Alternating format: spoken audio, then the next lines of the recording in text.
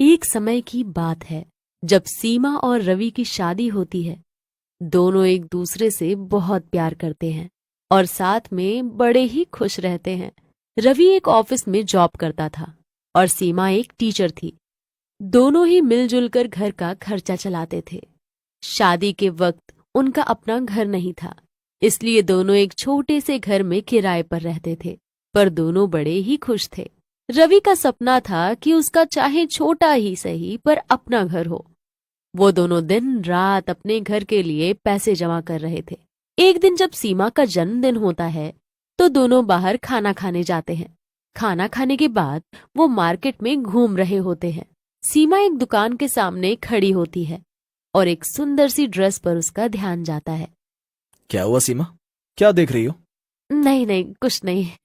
लगता है तुमको ये ड्रेस पसंद है। हाँ हाँ, पसंद तो है, पर क्या कर सकते हैं, खरीदने के लिए इतने पैसे भी तो हों। हाँ, सच बात है। खैर, तुम उदास मत हो। आज तुम्हारा जन्मदिन बेशक से कुछ खास ना रहा हो, पर हमारी पहली एनिवर्सरी देखना मैं कैसे धूमधाम से मनाऊंगा और तुमको इससे भी सुंदर ड्रेस दिलवाऊंगा। सीमा ये सुनकर बड़ी खुश हो जाती है कि उसका पति उसकी खुशी के लिए कितना सोचता है। दोनों एक दूसरे को देखकर मुस्कुराते हैं और घर चले आते हैं। सीमा और रवि सुख शांति से अपना जीवन गुजार रहे होते हैं। दिन रात वो अच्छे से काम भी कर रहे होते हैं ताकि वो अच्छे खासे पैसे जमा कर सकें। एक दिन जब रवि ऑफिस से आता है तो वो बड़ा ही खुश होता है। सीमा, सीमा जल्दी आओ, कहाँ हो तुम? हाँ हाँ, आ गई। कैसे शोर मचा रखा है। अरे भाई, बात ही कुछ ऐसी है। मेरा प्रमोशन हो गया है। मेरी सैलरी अब 3 गुना ज्यादा हो गई है। ये सुनकर तो सीमा की खुशी का कोई ठिकाना ही नहीं होता। वो इतनी खुश होती है कि खुशी से उसकी आंखों में आंसू आ जाते हैं। मैं आपके लिए बड़ी खुश हूँ। आप दिन रात मेहनत कर रहे थे और देखो, आपकी मेहनत काम आई। मेहनत तो हमेशा काम आती है। और हाँ, एक और खुशखबरी। अब क्या? मुझे कंपनी ने नया घर दिया है, तो अब हम इस किराए के घर में नहीं रहेंगे। रवि और सीमा नए घर में शिफ्ट हो जाते हैं। वो अच्छे से दोनों कमाकर अच्छी जिंदगी जी रहे होते हैं और पता ही नहीं चलता कि कब उनकी शादी को 1 साल होने आया। एक दिन रवि ऑफिस से आते वक्त यही सोच रहा होता है कि अब उन दोनों की एनिवर्सरी आने वाली है। कुछ दिन बाद हमारी एनिवर्सरी है। मैंने सीमा से वादा किया था कि हम अपनी पहली एनिवर्सरी बड़ी धूमधाम से मनाएंगे। अब मुझे एनिवर्सरी की अच्छे से तैयारी करनी चाहिए और मैं सीमा को कुछ नहीं बताऊंगा। जब उसे ये सरप्राइज मिलेगा तो वो बड़ी खुश होगी। बस फिर रवि एनिवर्सरी की तैयारियों में लग जाता है। सीमा को तो लगता है कि रवि उनकी एनिवर्सरी और उसे किया वादा दोनों ही भूल गया है। अब उनकी एनिवर्सरी भी आ जाती है। सीमा रवि के पास उसे एनिवर्सरी विश करने जाती है। सीमा इतनी खुश होती है कि उसकी आंखों में आंसू आ जाते हैं। इतना प्यार करने वाला पति पाकर वो खुद को बड़ी खुश नसीब समझती है। दोनों उस दिन बड़े ही खुश होते हैं। पार्टी घर से थोड़ा दूर होती है। सब लोग पार्टी इंजॉय कर रहे होते हैं। रवि ने पार्टी का बड़ा अच्छा इंतजाम कर रखा होता है। सब मेहमान पार्टी में बड़े ही खुश होते हैं, पर सबको सीमा और रवि का इंतजार रहता है। यहाँ रवि और सीमा अच्छे से तैयार होकर घर से गाड़ी में निकल जाते हैं। अब रास्ते में काफी ट्रैफिक के चक्कर में उनको देर हो जाती है। रवि गाड़ी की स्पीड काफी तेज कर देता है ताकि वो जल्दी पार्टी में पहुंच सके, पर इसी जल्दी के चक्कर में एक बड़ा हादसा हो जाता है। सामने से एक बड़ा ट्रक आ जाता है और उनकी गाड़ी को ऐसे टक्कर मारता है कि गाड़ी पूरी हवा में उछलकर दूर जा गिरती है। वहां से रवि का दोस्त मनोज गुजर रहा होता है, पर अचानक वो गाड़ी रोकता है और उतर जाता है। उसके सामने जो होता है उसे देख उसकी हालत बुरी हो जाती है। उसके सामने रवि और सीमा बुरी हालत में पड़े होते हैं। मनोज जाकर देखता है और उनको हॉस्पिटल लेकर जाता है, पर उन दोनों की मौत हो चुकी होती है। मनोज फिर जल्दी से पार्टी में जाकर सबको बताता है कि रवि और सीमा की एक्सीडेंट। सब ये सुनकर बड़े हैरान होते हैं। ये तुम कैसी बातें कर रहे हो? रवि और सीमा की मौत हो गई है? पर ऐसा कैसे हो सकता है? वो तो अभी पार्टी में आए हैं, बस तुम्हारे आने से पहले। और जैसे ही सब पीछे मुड़कर देखते हैं तो रवि और सीमा भूत और चुड़ैल में बदल चुके होते हैं। ये देखकर सबकी आंखें फटी की फटी रह जाती हैं। मनोज को देख वो दोनों भूत और चुड़ैल उसके पास आ जाते हैं। सब लोग उन दोनों भूत और चुड़ैल को बस चुपचाप देखे जा रहे होते हैं। किसी को समझ ही नहीं आ रहा होता कि आखिर ये सब क्या हो रहा है। पर मनोज समझ जाता है।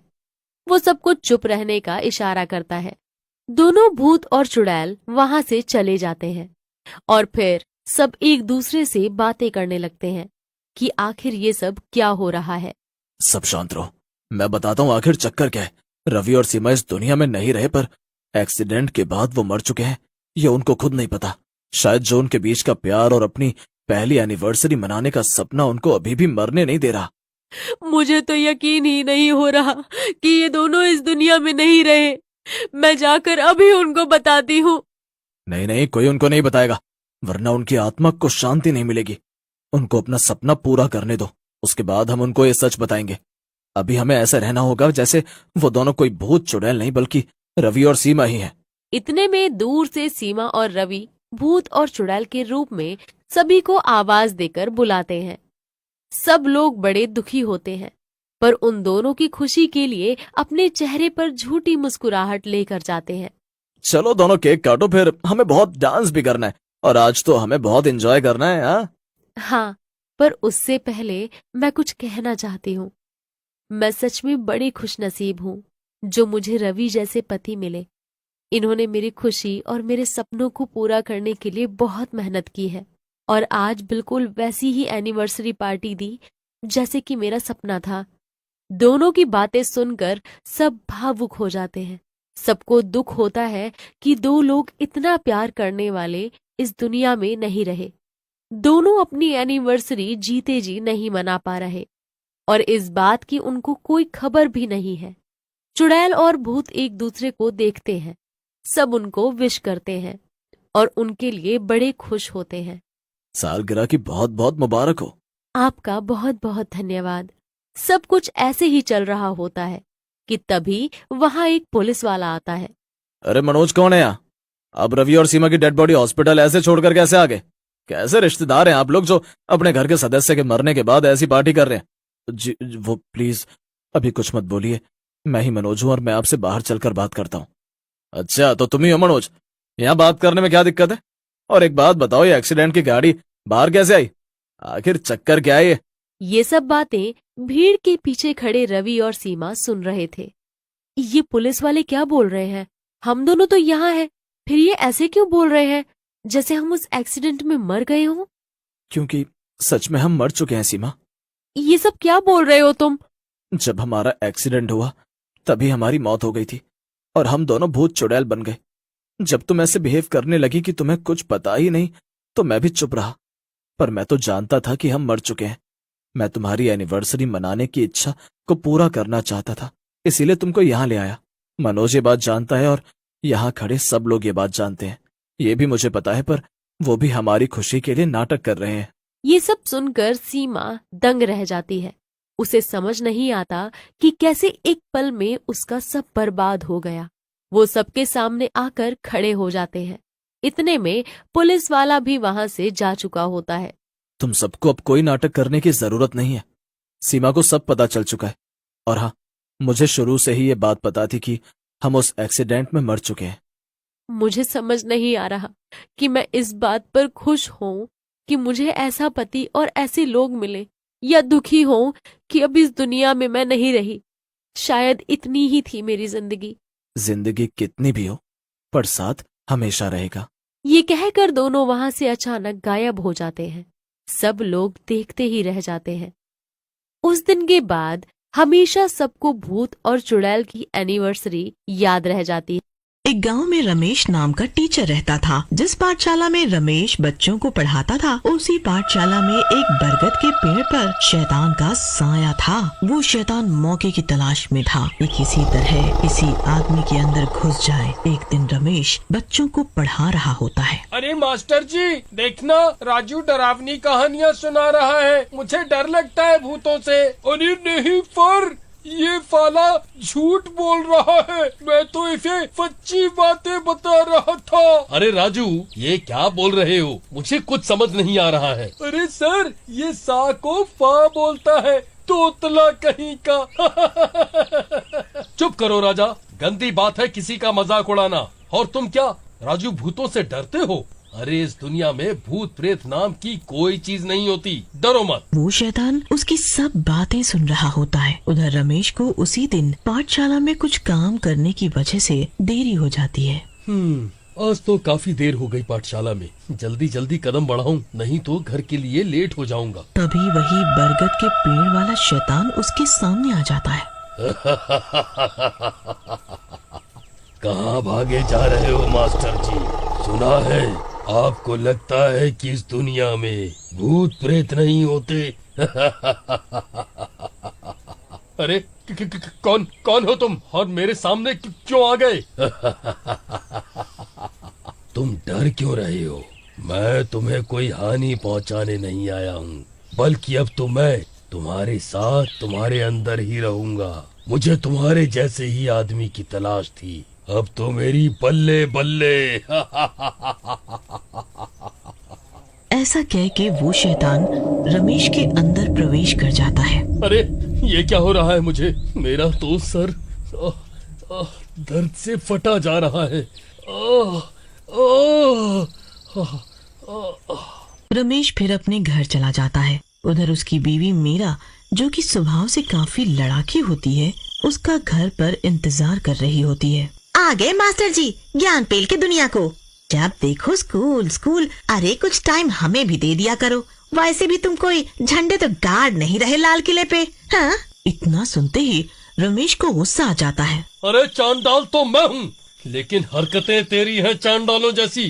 कान चला डाले बोल बोल कर तुझे तो घर के बाहर ही फेंकना पड़ेगा। ऐसा कहकर रमेश मीरा को उठा के घर के बाहर फेंक देता है और घर को अंदर से बंद कर लेता है। अरे मर गई रे मर गई, मार डाला इस मास्टर की औलाद ने। कमबख्त, इस मास्टर की इतनी हिम्मत कैसे हो गई? ये तो चूहा था चूहा, न जाने शेर कैसे बन गया। ओह हाय मेरी कमर, मैंने कमर का तो कमरा ही बना दिया। अपने भाइयों के पास जाती हूँ, वही इसको बताएगा। ऐसा कहकर मीरा वहाँ से चली जाती है। अगली सुबह रमेश तैयार होके स्कूल के लिए निकलता है। रास्ते में उसे स्कूल का ही दूसरा मास्टर मिल जाता है। अरे रमेश, क्या बात है? बड़े ही स्मार्ट लग रहे हो। क्या हुआ? भाभी कुछ ज्यादा ही प्यार करती है लगता है। क्यों, बहुत हंसी आ रही है तुझे? चल जरा साइड में, खोपड़ी खराब कर रखी है सुबह से। ऐसा कहकर रमेश दूसरे टीचर को झाड़ी के पीछे ले जाता है और मार देता है। उसके बाद रमेश स्कूल चला जाता है। स्कूल पहुंचकर वो अपनी क्लास में जाता है। अरे पर बड़े स्मार्ट लग रहे हो, कसम से सारी लड़कियां आपकी फैन हो जाएंगी। अबे चुप कर, लड़कियां ही क्यों सर, आपके ऊपर तो सारी टीचर भी फैन हो जाएंगी। ऐसा कह के सारे बच्चे जोर जोर से हंसने लगते हैं। रमेश को बहुत गुस्सा आता है और वो उन सबको डांट देता है। थोड़ी देर के बाद उसको एक बच्चा अकेला मिलता है। बहुत हंस रहा था ना क्लास में, अब बेटा अकेले मिला है तू। अब तो तुझे मैं जिंदा नहीं छोड़ूंगा। ऐसा कहकर रमेश उस बच्चे को भी मार डालता है। ऐसे ही वो क्लास के बच्चों को आए दिन मारने लगता है। कुछ समय बाद स्कूल में बच्चों की रहस्यमयी मौत से गांव वाले भी काफी डर जाते हैं। एक दिन सारे गांव वाले मिलके मीटिंग करते हैं। मीटिंग में राजू के पापा कल्लू बोलते हैं। अरे भाई, ई क्या हो रहा है गांव में? पता नहीं काहे को सारे बच्चे मारे जात हैं। पता नहीं, सब के सब मरा जात है, कुछ पता नहीं चल पा रहा है। ऐसा कहकर सारे रमेश के घर पहुंचते हैं। अरे तुम लोग यहाँ क्या लेने आए हो? क्या हुआ? अरे मास्टर जी, क्या बताएं कि क्या हुआ? आपको तो सब पता ही होगा, इतने बच्चा सब मर गया है गांव में। आपको कुछ मालूम है कि क्या हो रहा है? अबे क्या मुझे ज्योतिष समझाए? मुझे क्या पता कि क्या हुआ? चलो अब तुम सब लोग भागो यहाँ से। हाँ जाते हैं मुंह उठा के। ऐसा कहकर रमेश सारे गांव वालों को भगा देता है, लेकिन सोचता है लगता है इन गांव वालों को मुझ पर शक हो रहा है। मुझे अब ज्यादा सावधानी बरतनी पड़ेगी, नहीं तो गांव वालों को मेरे बारे में पता चल जाएगा और ये शरीर मुझे छोड़ना पड़ेगा। अरे हमका लगत है ई फफूरा ही कौनो गड़बड़ किया है, तभी इतना गुस्सा कर रहा था। हमारी मानो तो भाइयों इस पर नजर रखी जाए। अब कल्लू भाई कौनो चारा तो है नहीं, अब जो आप ही बोले। वो ऐसी बात कर ही रहे होते हैं कि तभी रमेश की बीवी मीरा भी अपने भाई के साथ वहाँ आ जाती है और गांव वाले सारी बात उसको बताते हैं। उनकी बातें सुनकर मीरा बोलती है, लगता तो कुछ गड़बड़ है कल्लू भैया, क्योंकि उस दिन चूहा एकदम से शेर बन गया था। तभी मीरा का भाई बोलता है, अरे क्या दीदी क्यों फालतू बोल रही हो? जीजा को वैसे ही गुस्सा आ गया होगा। अरे ऐसा वैसा कुछ भी नहीं है, चलो अब चलो यहाँ से। अरे तेरा तो दिमाग खराब है, मम्मी के यहाँ तो बोल रहा था कि जीजा की टांगे तोड़ दूंगा और यहाँ आते ही गुब्बारा फुस हो गया। मुझे पता है तेरे जीजे ने मेरे साथ क्या किया था, मुझे तो घर जाने में भी डर लग रहा है अकेले। ऐसा कहकर मीरा वहाँ से घर की ओर चल पड़ती है, लेकिन घर का दरवाजा बंद होता है। मीरा और उसका भाई घर के अंदर झांकते हैं। अरे दीदी अंदर दो जीजा हैं। अरे नास मिटे, तुझे पता है क्या बक रहा है? दो जीजा क्या होता है? चल देखने दे मुझे अंदर क्या चल रहा है। अंदर झांकते ही उनके होश उड़ जाते हैं। अंदर शैतान और रमेश बातें कर रहे होते हैं। अब तो मुझे छोड़ दो, तुमने मेरे नाम से कितने लोगों को मार दिया है, वो लोग मुझे मार डालेंगे। प्लीज प्लीज मुझे छोड़ दो, मैं एक टीचर हूँ, प्लीज मुझे छोड़ दो। तुझे छोड़ दूं? कितने दिनों बाद तो कोई ऐसा शरीर मिला है मुझे। अभी तो मजा आना शुरू हुआ है। वैसे भी तुझे क्या दिक्कत है? तू तो कुछ कर ही नहीं रहा। उधर बाहर खड़ा रमेश का साला उसे बाहर से देखता है। चुप कर, तेरा जीजा तो एक ही है कमबख्त, लेकिन उनमें कोई शैतान का साया आ गया है। लगता है इनको ठीक करवाना पड़ेगा, लेकिन कैसे? अरे दीदी ये भी कोई बात सोचने की है, मेरे पास इसका इलाज है। ऐसा कहकर रमेश का साला अंदर जाके रमेश को डंडे से पीटने लगता है। अरे मर गया। अरे अरे साले साहब, ये क्या कर रहे हो? डालेगा क्या मुझे? मर गया। रे बचाओ बचाओ। इतने में मीरा वहाँ आ जाती है। अरे क्यों मारे जा रहा है इनको? अरे कोई भूत नहीं है इनमें? मार मार के बंदर की तरह लाल कर दिया मेरे पति को। चल भाग यहाँ से, हट। अरे दीदी मैं कोई जीजा को शौक से थोड़ी बंदर बना रहा था, मैं तो भूत भगा रहा था जीजा का। तभी रमेश के अंदर शैतान फिर से आ जाता है। तुम दोनों मूर्ख, क्या समझते हो मुझे इसके शरीर से निकाल पाओगे? मैं अब इसके शरीर से इसकी मौत के बाद ही निकलूंगा। तभी वहाँ कल्लू आ जाता है। हमें पता था ई फफूरा कुछ गड़बड़ करेगा, इसलिए हम इसका इलाज लेके आए हैं। अबे तोतले, लगता है तेरी गर्दन ही पहले तोड़नी पड़ेगी ताकि तू ये बेसुरी बांसुरी न बजा पाए। तभी कल्लू एक हनुमान जी का लॉकेट निकालता है और रमेश के गले में डाल देता है। रमेश दर्द से तड़पने लगता है। ये क्या डाल दिया मेरे ऊपर? मुझे इतना दर्द क्यों हो रहा है? मुझे जलन सी क्यों हो रही है? अबे फफूरे, हनुमान जी के होते तेरे जैसे 20 भी आ जाए तो भी मेरा कुछ नहीं बिगाड़ सकते, समझा क्या? उधर थोड़ी ही देर में शैतान पूरा ही जल जाता है और रमेश भी